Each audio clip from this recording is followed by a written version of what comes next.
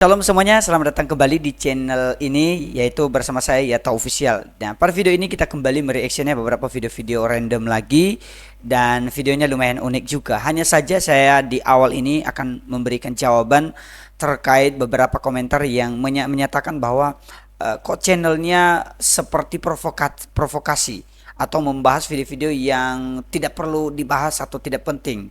Dan saya tahu tentu komentar ini muncul dari beberapa oknum ya, tapi saya ingin memberi jawaban. Saya hanya mengambil pelajaran-pelajaran penting, entah itu dari agama sebelah atau dari agama saya atau dari agama lain, karena ini kan berbicara tentang hal-hal yang dilakukan oleh agama masing-masing ya, entah kejelekannya. Tapi yang saya mau tunjukkan adalah bukan masalah soal agama itu jelek apa enggak, tapi masalahnya mau menunjukkan bahwa ada orang-orang yang justru berperilaku tidak benar, dan sebaiknya ya jangan dilakukan kalau kalian tahu itu salah. Baik itu juga di agama saya, begitu juga kalau berbicara soal oknum. Jadi saya hanya menunjukkan bahwa ini loh hal yang salah dan ini hal yang benar. Yang salah jangan diambil, yang benar diambil. Nah, itu tujuan saya dalam video-video yang sering saya reaction. Oke, langsung aja kita ke videonya. Menjadi orang Kristen di Aceh susah nggak tante? Susah lo pak, lu susah anakku, susah. Kenapa susah tante? Bergereja nggak bisa dikasih ada gereja di sini. Anak les agama Kristen nggak boleh di sekolah. Kami ibadah di luar Aceh. Ada pasal-pasalnya, jadi memang nggak bisa ibadah di sini. Tapi yang penting tetap cinta Tuhan Yesus ya tante. Iya, cinta Tuhan dia sepahami betul. Buat yang malas ibadah, kata-katanya tante. Orang yang malas ibadah itu tidak dapat berkat dari Tuhan. Tapi kalau kita rajin ibadah, pasti Tuhan berkati kita. Biarpun kita dikasih bencana alam begini, tapi Tuhan masih memberi kesehatan dan rezeki. Apa yang disampaikan ibu ini ya ada benarnya, karena dia kan orang di sana gitu loh, orang di sana, dan dia mengalami mungkin dia mendengar, mungkin tidak langsung terjadi kepada dia, tapi dia mendengar, karena memang faktanya juga bahwa di sana juga beberapa waktu yang lalu terjadi banyak penolakan. Bahkan sampai sekarang ada beberapa tempat, memang tidak semua, tapi ada beberapa tempat yang memang sama sekali tidak boleh ada gereja. Dan ibu ini mengatakan walaupun dalam posisi tersebut dia tetap cinta kepada Tuhan Yesus. Bagi saya luar biasa untuk ibu ini ya. Mengapa Aceh selalu diterpa bencana yang sangat dahsyat? Itu karena mereka selalu membakar gereja-gereja yang ada di sana. Dari zaman ke zaman entah sudah berapa ratus gereja yang mereka bakar. Negara Indonesia bukan negara Islam yang harus berupaya keras menghapus umat-umat lain dari wilayahmu. Bukankah kalau agama lain ada di wilayahmu, mereka juga berperan penting untuk mendoakan wilayahmu selamat dari musibah? Jadi sadarlah, harusnya dari tahun 2004 Anda mestinya sadar dan bertobat. Saya tidak langsung menghakimi mengatakan bahwa penyebab satu-satunya terjadi bencana gara-gara ini. Enggak. Kita tidak bisa menjadi hakim seperti itu. Tapi kalau seandainya kakak ini juga berspekulasi atau berasumsi seperti itu, ya enggak apa-apa juga. Tapi hanya saja kalau saya pribadi ya enggak berani mengklaim. Tapi saya juga tidak setuju dengan pendapat seperti ini ya. Di video yang sama, di video ini dikatakan di Gorontalo dilarang membangun gereja, mayoritas muslim, tetap aman-aman saja. Seolah-olah juga memberikan pembelaan. Ya, puji Tuhan kalau kalian aman, tapi menurut saya kalau juga karena kalian mayoritas bukan berarti kalian melarang gereja. Justru yang saya soroti, nggak boleh dong kalau melarang gereja. Bukan berarti tunggu musibah dulu ya. Karena penyebab Tuhan marah itu tentu banyak hal, bukan satu hal.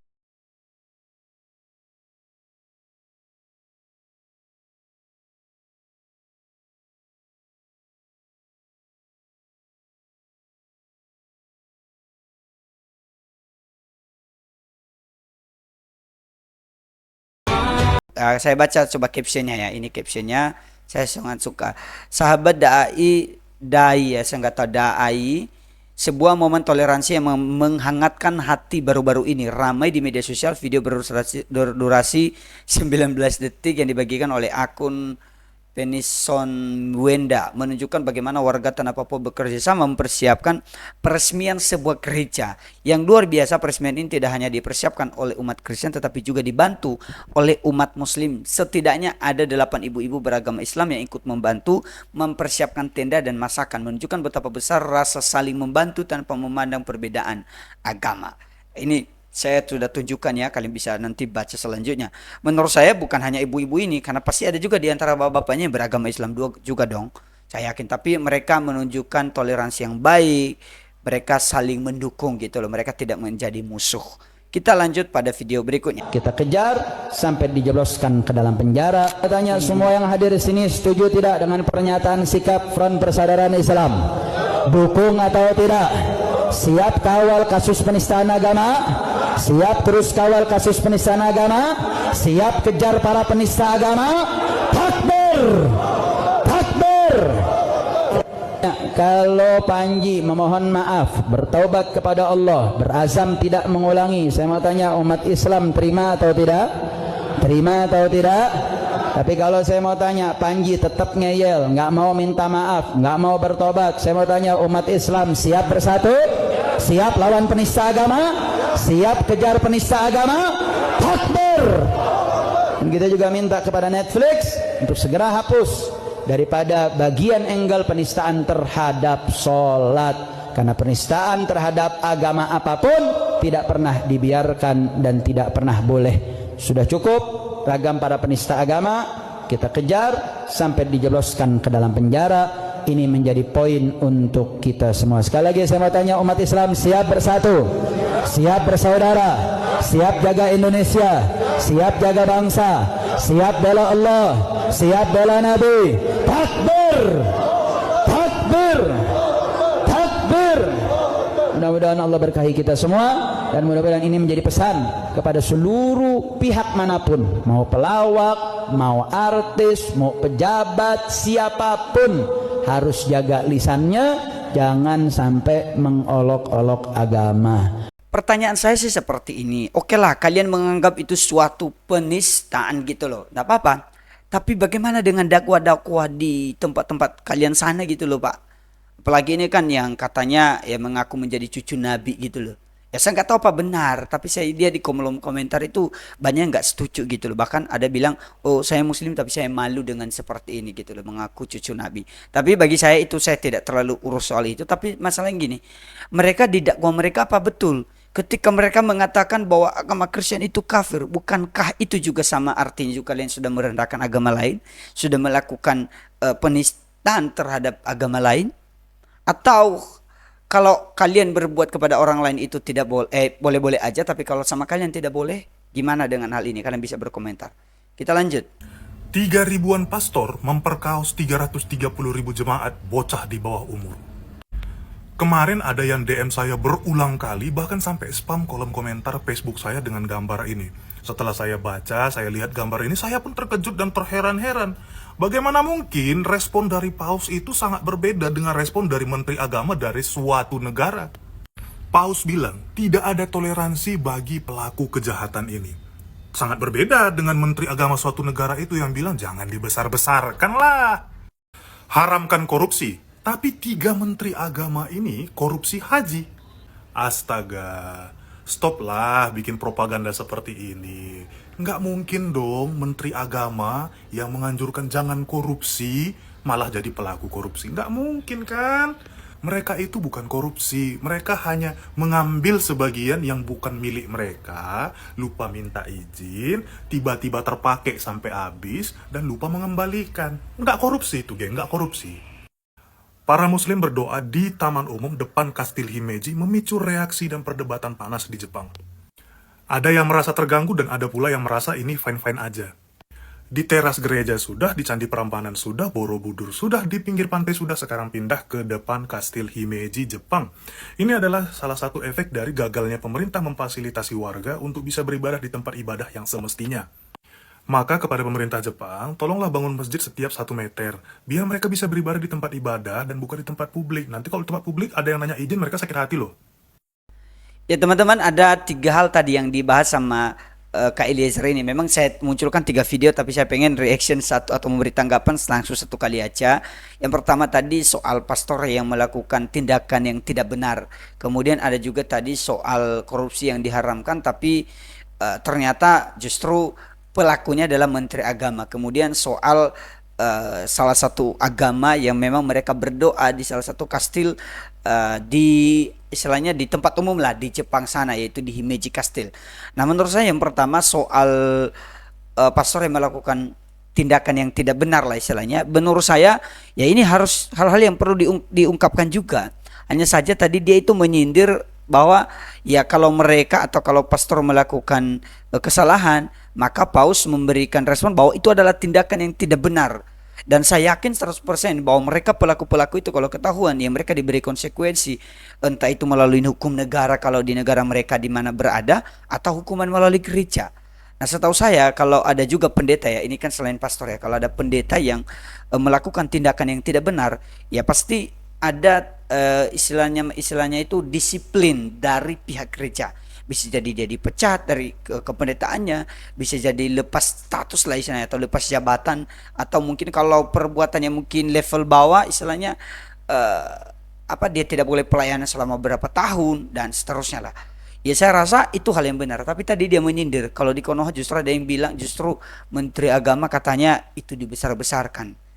Nah, artinya apa? Ya orang Kristen menerima fakta kalau ada juga di pihak orang Kristen, ya walaupun tadi yang disinggung ini ada dari pihak Katolik.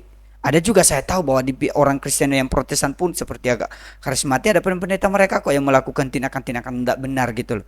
Tapi bukan berarti enggak viral, hanya saja ya tertutupi, tapi di sisi lain mereka diberi disiplin. Tapi pertanyaannya, kalau para pelakunya di agama sebelah seperti yang disindir tadi, buktinya katanya jangan dibesar-besarkan.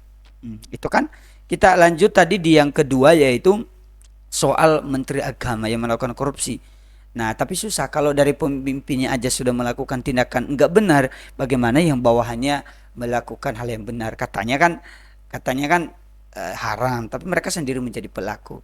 Nah, kalau soal yang ketiga tadi, video yang ketiga, yaitu soal di tempat umum, ya itu sudah biasalah, kita tahu ya di Indonesia aja udah berapa kali terjadi dengan alasan-alasan tertentu yang mereka melakukan. Tapi biar aja lah, hanya saja kalau boleh umat yang mungkin masih sadar ya jangan melakukan hal-hal yang mengganggu ketentraman orang lain, itu aja.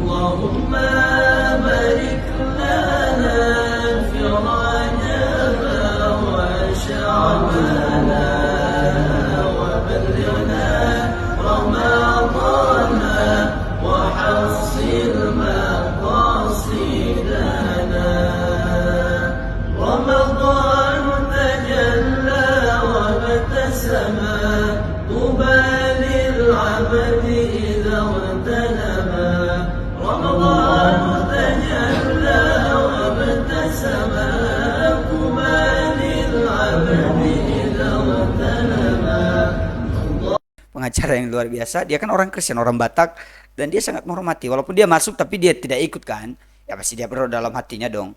Dan dugaan saya bisa jadi, ini asumsi saya, bisa jadi mungkin teman-temannya pejabat mengajak dia dan mereka dia ikut gitu loh akhirnya gitu, dan sambil istirahat mungkin.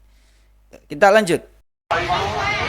Yesus Kristus Raja Surga itu mengundang dan dia menunggu berdiri di muka pintu hati Bapak Ibu, mengetok. Jika ada orang yang mendengarkan suaramu, maka aku akan masuk dan mendapatkannya. Aku akan makan dan semeja bersama-sama dengan dia. Jadi Bapak Ibu saudara-saudaraku yang dikasihi oleh Raja Sorga, pikirkanlah keselamatan Anda. Pikirkan sorga itu. Jangan terlena hanya memikirkan dunia ini.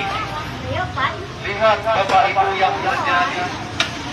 Bencana-bencana terjadi di mana-mana. Dan hanya di Aceh ini bencana itu terjadi. Tetapi juga di Sibolga bencana alam terjadi, di Sumatera Barat, di Sulawesi, di Jawa, di mana-mana bencana alam itu terjadi, Bapak Ibu. Bukan hanya di Indonesia, tetapi juga di luar Indonesia bencana itu juga sedang terjadi. Bahkan sekarang juga sedang terjadi. Nah, itu adalah suatu bukti nyata bahwa kita sudah hidup di zaman akhir. Waktunya sudah sangat singkat. Umur dari bumi ini sudah akan berakhir. Dunia ini sedang menuju kepada kehancuran. Dunia ini tidak dapat kita pertahankan, Bapak Ibu. Jadi sia-sia kita memikirkan dunia ini. Sia-sia waktu-waktu kita akan. Awas, diduga minoritas mulai berkeliaran di Gayo Lues. Pertanyaan saya begini gitu loh. Agama ini kan bebas ya untuk semua orang. Bebas toh. Kenapa kalau ada orang Kristen yang mau menyuarakan juga agamanya dia, bukankah dengan keberadaan contohnya seperti Suara Toa, bukankah sama aja itu kan mengumandangkan seperti apa agama Islam itu sendiri didengar oleh semua orang walaupun dia bukan agama Islam contohnya. Ya udah nggak salah juga dong kalau orang Kristen juga menyatakan bahwa Yesus Kristus adalah Tuhan dan Juru Selamat, keselamatan ada di dalam Dia. Ya udah nggak apa-apa. Mau soal misionaris atau bukan, jangan ambil pusing. Harusnya ini soal bagaimana kita menghargai mereka yang menyebarkan agama gitu loh. Bukankah kalian juga bebas menyebarkan agama? Kalau kalian bebas, kenapa orang Kristen nggak bebas dong? Kemudian kalau soal nanti di tempat itu ada yang mayoritas atau jangan-jangan kalian takut ada yang murtad. Harusnya jangan dong. Kalau iman orang-orang di Gayo di sana itu kuat, ya mereka nggak pindah dong. Tapi nggak salah dong orang ini. Kenapa disalahkan misionaris? Itu pertanyaannya. Bukankah hal yang sama juga kalian lakukan? Ada penyebaran, entah itu dengan cara diam-diam, entah cara harus menyebarkan seperti ini.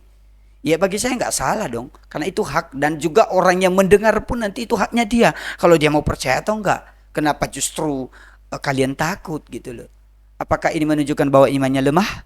Silakan komen-komen di bawah ya tentang video ini. Kita lanjut. Surgawi Tuhan Yesus Kristus, banyak sekali pengharapan dalam kehidupan kami dan banyak sekali yang kami pelajari, dan semuanya ya Allah kami serahkan dalam Engkau, Allah yang mengajarkan kami berdoa. Bapa kami yang di surga, dikuduskanlah namamu, datanglah kerajaan-Mu, jadilah kehendak-Mu. Berikanlah kami pada hari ini makanan kami yang dan ampunilah kami kesalahan kami. Berarti menurut saya bisa jadi rakyat ini kan di makam Gus Dur ya. Dan kita tahu Gus Dur ini kan seorang yang paling toleransi. Makanya ada pengikutnya itu kayak Gus Durian gitu loh. Dan mereka luar biasa banget gitu loh. Dan dipimpin oleh pendeta di sini ya. Dan berarti abang yang pakai peci ini dia orang Kristen. Saya yakin itu dia orang Kristen karena dia hafal gitu loh. Tapi nggak tahu juga sih. Tapi masalahnya ya ini kan banyak orang Islam juga yang ikut. Tapi nggak apa-apa dong. Dan ini bagi saya Gus Durian ini luar biasa, mereka menjunjung tinggi yang namanya toleransi. Baik teman-teman, demikian aja video kita kali ini. Mohon maaf kalau sedikit aja videonya atau mungkin saya juga terlalu banyak berkomentar. Ya kalau kalian suka silahkan berikan like kalian dan silahkan komen-komen di bawah apa yang menjadi tanggapan kalian, apa yang menjadi usul kalian tentang video ini dan juga kebaikan channel kita ke depan supaya lebih baik lagi. Sampai jumpa kembali, Tuhan Yesus memberkati. Shalom.